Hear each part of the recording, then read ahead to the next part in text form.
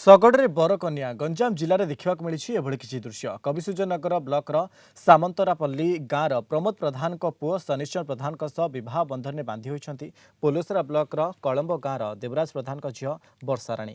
ବିବାହ ପରେ କନ୍ୟା କାରରେ ଶାଶୁଘରକୁ ଯାଆନ୍ତି, କିନ୍ତୁ ଶନିଶ୍ଚର ନବବିବାହିତା ପତ୍ନୀ ବର୍ଷାରାଣୀଙ୍କୁ ଶଗଡ଼ରେ ନିଜ ଘରକୁ ନେଉଛନ୍ତି।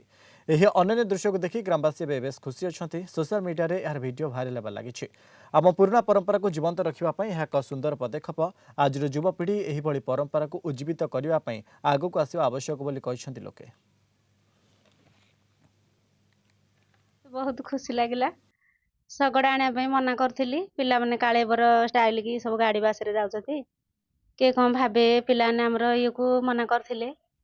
ଏବେ ଶଗଡ଼ ଆଣିବା ପାଇଁ ଜଇଁ ଘର ସବୁ କହିଲା ପରେ ଆମେ ହଁ ମାରିଲୁ, ଆଣ କହିଲୁ। ଏବେ ବହୁତ ଖୁସି ଲାଗିଲା। ସମସ୍ତେ ଜାଣିଲେ, ସମସ୍ତେ ଦେଖିବା ପାଇଁ ପସନ୍ଦ କରୁଛନ୍ତି, ଖୁସି ହଉଛନ୍ତି।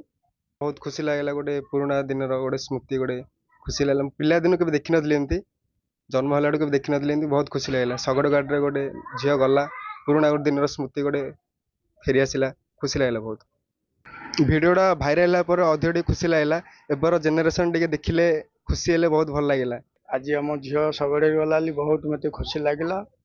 आमर गाँव भाई माने भी बहुत खुशी हेले वीडियो करके सब देखिले बहुत खुशी लगे। ये परंपरा आगू रहे खुशी लगे।